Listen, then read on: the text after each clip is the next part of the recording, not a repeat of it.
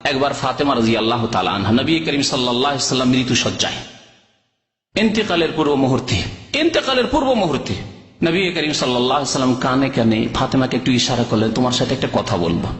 কথা বললেন। একবার যখন কথা বললেন ফাতেমা রাদিয়াল্লাহু তাআলা আনহা তখন কান্না শুরু করলেন, কান্নায় ভেঙে পড়লেন তিনি।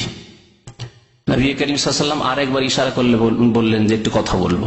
কানটা এগিয়ে নিয়ে গেলেন ফাতেমা রাদিয়াল্লাহু তাআলা আনহা, নবী করিম সাল্লাল্লাহু আলাইহি ওয়াসাল্লাম আরেকবার কথা বলে ফাসারা, তার সাথে চুপি সুরে কথা বলে কানে কানে কথা বললেন। সাথে সাথে একটু আগে কান্না করছিলেন ফাতেমা রাদিয়াল্লাহু তাআলা,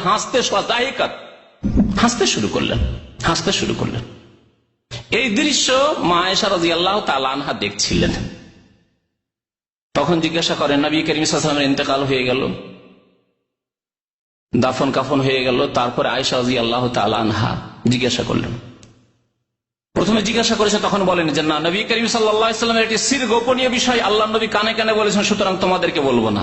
কিন্তু যখন নবী সাল্লাল্লাহু আলাইহি ওয়াসাল্লাম বিদায় নিলেন, তারপরে বারবার করে পিড়াপিড়ি করে জিজ্ঞাসা করা শুরু করলেন, আয়েশা রাদিয়াল্লাহু আনহা, বলো, একবার তুমি কান্না করলে আল্লাহ নবীর কথা শুনে, তোমার আব্বার কথা শুনে, আর একবার তুমি হাসতে লাগলে কেন? হঠাৎ করে কেমন করে তোমার হাসি আসলে বুঝতে পারলাম না। বললেন ফাতেমা যখন রাদিয়াল্লাহু তাআলা আনহা, আমার আব্বা রাসূলুল্লাহ সাল্লাল্লাহু আলাইহি ওয়াসাল্লাম যখন বললেন যে মা আর বাঁচবো না, আমি বেশিক্ষণ বাঁচবো না, থাকবো না, তখন আমি কান্না শুরু করলাম।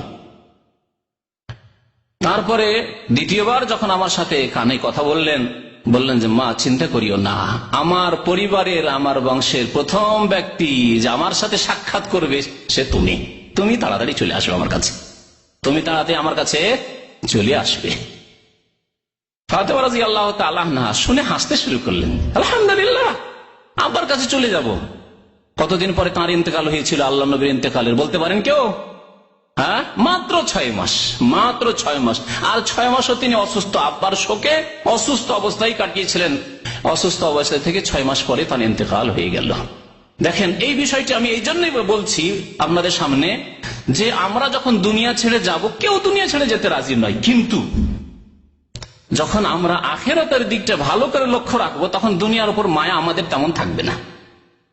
আমাদের দুনিয়ায় যদি আপনজন কেউ থাকে, তাহলে আপনজন অনেকে চলে গেছে। যদি আমরা সৎ কর্মশীল হয়ে যাই, নেক আমল করে যাই, আল্লাহ যদি ভালো করে ইবাদত বন্দি করে যাই, আখিরাতে পাড়িয়ে দিই, তাহলে যদি ছেলে মেয়েদেরকে ছেড়ে যাই, তো আব্বা আম্মাকে পেয়ে যাব, দাদা দাদিকে পেয়ে যাব, নানা নানিকে পেয়ে যাব, অনেক ভাই ব্রাদার বন্ধু বান্ধবকে পেয়ে যাব, অনেক আলেম ওলামাকে পেয়ে যাব, আল্লাহর নেক বান্দাদেরকে পেয়ে যাব, তাদের সংসর্গ পেয়ে যাব। ফাতেমা রাদিয়াল্লাহু তাআলা হেসে দিলেন। অথচ তাকে যে বলা হল তুমি তাড়াতাড়ি চলে আসবে, তো এখানে একটা দিকেও আছে যে তুমি হাসানকে ছেড়ে চলে যাবে, হোসাইনকে ছেড়ে চলে যাবে, তোমার স্বামী আলীকে ছেড়ে চলে যাবে, এটা ঠিক নয় কি? মাত্র 6 মাস পরে ইন্তেকাল, সুসংবাদ যে তুমি তাড়াতাড়ি আমার কাছে চলে আসছো, তার মানে স্বামী ছেড়ে তুমি চলে আসবে। স্বামীর উপর মায়া ছিল না? হাসান হোসেনের উপর মায়া ছিল না? মোহসেনের উপর মায়া ছিল না?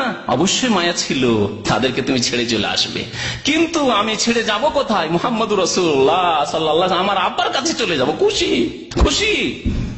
তো আমাদের যদি ওইরকম অবস্থা, আমরা ঈমান তৈরি করতে পারি যে আলহামদুলিল্লাহ, আমার ছেলে মেয়েকে যদি আমি এতিম করে চলে যাই, আমার স্ত্রীকে বিধবা করে চলে যাই, আমার দাদা দাদি চলে গেছে, কারো মা বাবা চলে গেছে, কারো আর কেউ আপনজন, অনেক আত্মীয় স্বজন চলে গেছে, অনেক নেক মানুষরা যাদেরকে অন্তর থেকে ভালোবাসতে তারা চলে গেছে, তাদের সাথে থাকবো কি? আলহামদুলিল্লাহ। আসল বিষয় হচ্ছে ঈমান সুন্দর হওয়া আর আমল সুন্দর হওয়া। ঈমান এবং আমল সুন্দর যদি থাকে তো দুনিয়াতেও শান্তি রয়েছে, আর আখিরাতে গেলে তো শান্তি অবশ্যই রয়েছে। আসল শান্তি রয়েছে আখিরাতের শান্তি, কবরের জীবনের শান্তি, পরকালের শান্তি।